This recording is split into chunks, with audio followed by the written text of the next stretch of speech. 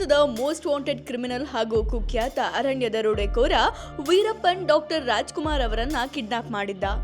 2000ನೇ ಇಸ್ವಿಯಲ್ಲಿ ಜುಲೈ 30, 2000ನೇ ಇಸ್ವಿಯಲ್ಲಿ ಡಾಕ್ಟರ್ ರಾಜ್ಕುಮಾರ್ ಅವರ ಹುಟ್ಟೂರು ಗಾಜನೂರಿಂದ ವೀರಪ್ಪನ್ ಡಾಕ್ಟರ್ ರಾಜ್ಕುಮಾರ್ ಅವರನ್ನ ಅಪಹರಿಸಿದ್ದ. ರಾಜ್ಕುಮಾರ್ ಅವರನ್ನ ವೀರಪ್ಪನ್ ಬರೋಬ್ಬರಿ 108 ದಿನಗಳ ಕಾಲ ಕಾಡ್ನಲ್ಲಿಟ್ಟಿದ್ದ. ಈ ಸಂದರ್ಭದಲ್ಲಿ SM ಕೃಷ್ಣ ಮುಖ್ಯಮಂತ್ರಿಯಾಗಿದ್ರು. ರಾಜ್ಕುಮಾರ್ ಅವರ ಬಿಡುಗಡೆಗೆ ವೀರಪ್ಪನ್ 2 ಪ್ರಮುಖ ಬೇಡಿಕೆಗಳನ್ನ ಇಟ್ಟಿದ್ದಂತೆ. ಈ ಘಟನೆಯಿಂದ ಇಡೀ ರಾಜ್ಯವೇ ಭುಗಿಲೆದ್ದು ಅಲ್ಲೋಲ ಕಲ್ಲೋಲಗೊಳಿಸಿತ್ತು.